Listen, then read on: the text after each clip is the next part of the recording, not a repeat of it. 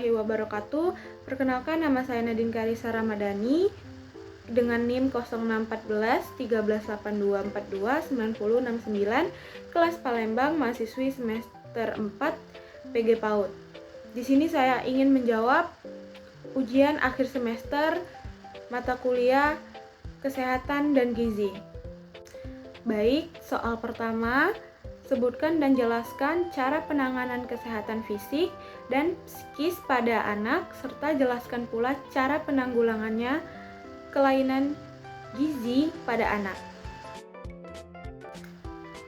Penanganan kesehatan fisik anak dilakukan dengan memenuhi kebutuhan gizi seimbang, memberikan imunisasi, menjaga kebersihan, memastikan anak aktif bergerak, cukup istirahat, seperti rutin memeriksa kesehatannya agar pertumbuhan berjalan optimal dan terhindar dari penyakit.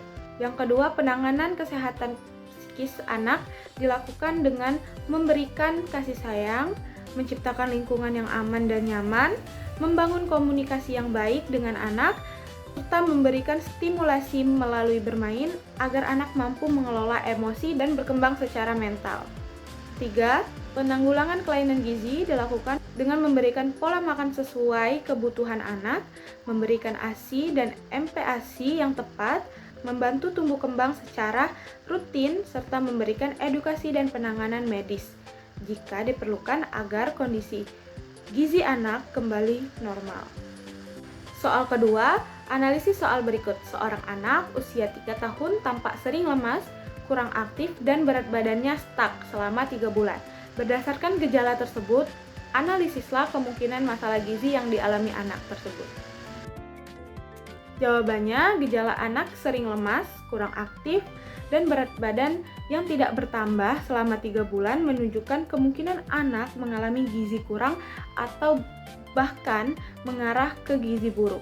Kondisi ini terjadi karena asupan nutrisi yang tidak mencukupi kebutuhan tubuh, baik dari segi jumlah maupun kualitas makanan.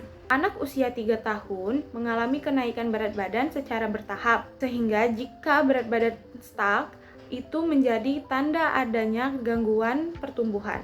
Rasa lemas dan kurang aktif juga menunjukkan tubuh kekurangan energi, zat gizi penting seperti protein dan zat besi. Selain itu, kondisi ini juga beresiko menuju stunting jika berlangsung dalam jangka panjang, yaitu gangguan pertumbuhan tinggi badan akibat kekurangan gizi kronis.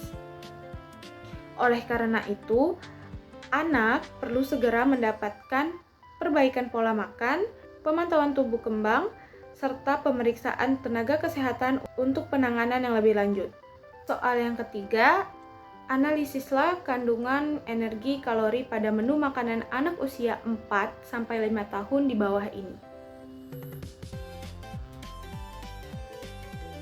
Total energi dari menu tersebut adalah 805 kalori.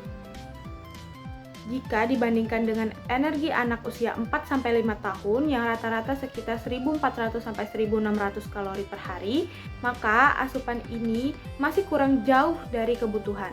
Menu ini menunjukkan bahwa anak belum mendapatkan energi yang cukup untuk mendukung aktivitas dan pertumbuhan. Selain itu, komposisi makanannya juga kurang seimbang karena lebih banyak mengandung gula dan lemak sederhana seperti selai coklat dan es krim, serta masih kurang sumber protein hewani, sayuran, dan buah yang bervariasi.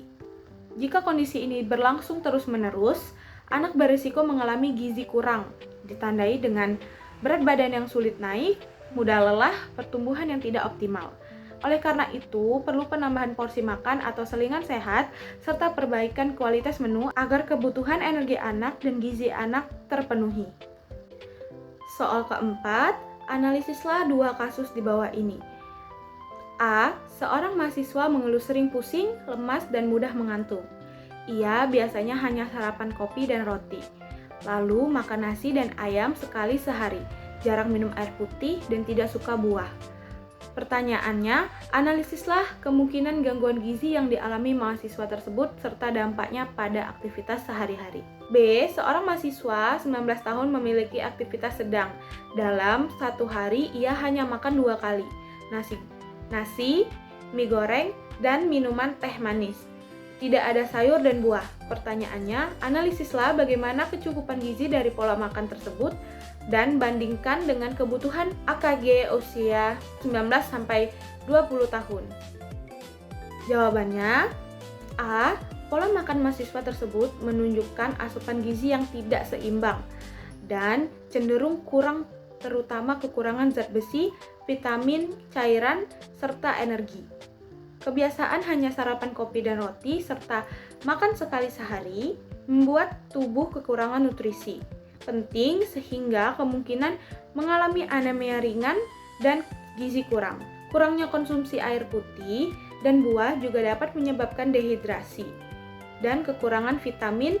Dampaknya terlihat dari gejala seperti pusing, lemas, dan mudah mengantuk, yang akhirnya menurunkan konsentrasi, produktivitas belajar, dan daya tahan tubuh. B. Pola makan mahasiswa tersebut belum memenuhi kecukupan gizi karena hanya mengandalkan nasi, mie goreng, dan teh manis tanpa ada sayuran dan buah, dan variasi sumber protein yang cukup.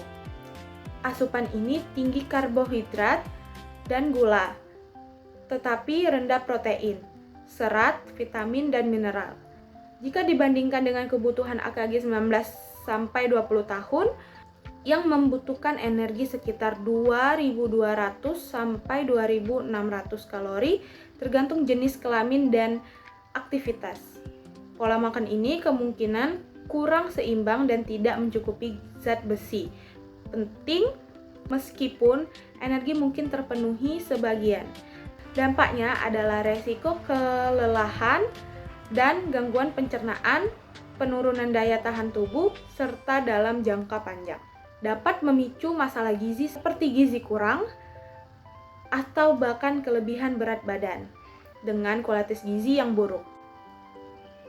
Soal kelima, seorang guru ingin menyiapkan menu harian untuk anak-anak TK selama kegiatan belajar dari pagi sampai siang.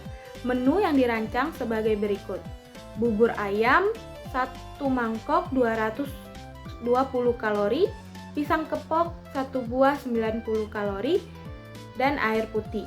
Pertanyaannya, A. Hitunglah total energi dari menu tersebut. B. Apakah cukup untuk menunjang aktivitas belajar anak sampai 5 jam? Jelaskan alasanmu. Jawabannya A. Total energi dengan menu tersebut 220 kalori bubur ayam ditambah 90 kalori pisang kepok sama dengan 310 kalori. B. Energi sebesar 310 kalori belum cukup untuk menunjang aktivitas belajar anak TK selama 5 jam. Anak usia TK membutuhkan energi lebih besar untuk bergerak, bermain, dan berkonsentrasi.